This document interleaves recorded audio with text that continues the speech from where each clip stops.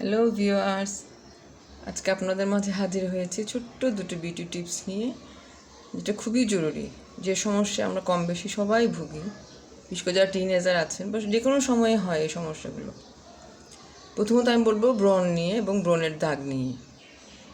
ব্রণ হবে আমাদের কম বেশি, এটা কোনো সমস্যা না, কিন্তু সবসময় খেয়াল রাখতে হবে ব্রণে কোনোভাবেই নখ লাগানো যাবে না। নখ না লাগালে সে ব্রণ যতই দীর্ঘস্থায়ী হোক, যেভাবে হোক না কেন, ব্রণের কখনো দাগ হবে না। তাহলে 1 নম্বর, আমরা ব্রণে কখনোই নখ লাগাবো না। বেশি বেশি পানি খাবো, পানির বিকল্প কোনো কিছুই নেই। বেশি পানি খাবো।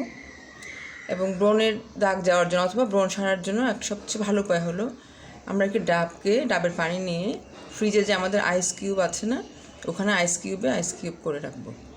কারণ একটি ডাব একদিনে দিয়ে ফেলে তো আর হবে না, ওটা এতগুলো লাগেও না। তো কিউব করে রাখলে আমরা ডেইলি একটা করে ওই আইস কিউবগুলো নিয়ে মুখটা একটু ধুয়ে নিয়ে সেই সারা মুখে লাগাবো। লাগানোর পরে যখন একটু শুকনো হয়ে আসবে, টান হয়ে আসবে, তখন শুধু পানির ঝাপটা দিয়ে ধুয়ে ফেলবো। তাহলে ব্রণ তো যাবে, সেই সাথে ব্রণের দাগ যদি হয়ে থাকে দাগও চলে যাবে ইনশাল্লাহ। এটা খুবই সুন্দর, প্রাকৃতিক, ঘরোয়া একটি উপায়। আমরা সবাই এটি করে দেখতে পারেন, অবশ্যই উপকৃত হবেন। আরেকটা হচ্ছে যে আমাদের মুখে হালকা কালো ছোপ হয় বা দাগ হয়, তার জন্য সবচেয়ে ভালো প্রাকৃতিক উপায় হচ্ছে টমেটো ব্যবহার করা। টমেটো কিন্তু একটি প্রাকৃতিক ব্লিচের কাজ করে, অ্যান্টিঅক্সিডেন্ট।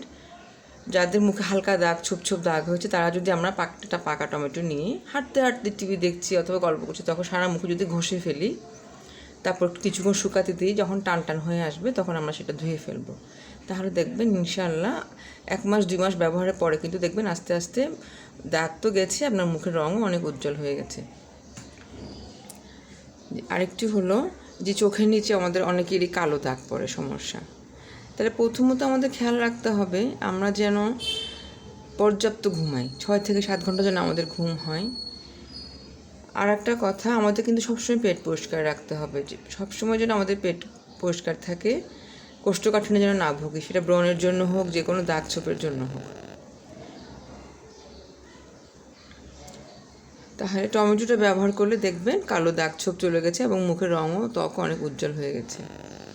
আরেকটু যেটা বলছিলাম, চোখের কালো ছোপ চোখের নিচে, আমাদের ঘরে আমরা তো চা খাওয়ার পরে চা পাতাগুলো সবাই ফেলে দিই, কিন্তু এটা অনেকেই জানে না, চা পাতাগুলো যদি আমরা ঠান্ডা করে ছোটো দুটো পাতলা কাপড়ে পুটলিতে করে, যে চোখে যেভাবে বসানো যায় অতটুকু শেপ করে নর্মালি রেখে দিই পুটলি করে।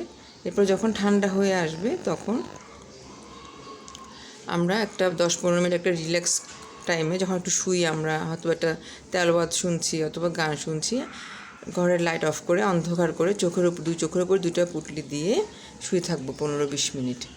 এভাবে দেখবেন 1 মাসের মতো করলে আপনার কিন্তু চোখের নিচের যে চারপাশের ব্ল্যাক যে সার্কেলটা অনেকটা কমে আসবে।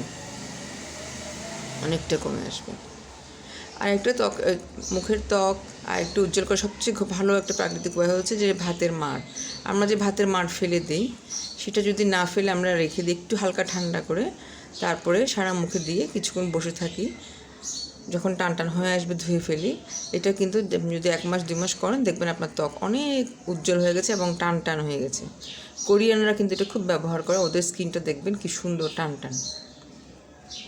আমরা কোনো কেমিক্যাল ইউজ না করার চেয়ে যদি প্রাকৃতিক উপায়ে আমরা যদি এগুলো করি, অনেক উপকার পাবো এবং এগুলোর কোনো সাইড এফেক্ট নেই পুরা।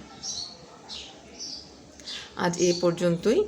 আপনাদের যদি ভালো লাগে, আপনারা যদি উপকৃত হন, তাহলে কমেন্ট করে জানাবেন। আর নতুন টিপস পাওয়ার জন্য আমার ভিডিওটি শেয়ার করে দিবেন, লাইক দিবেন।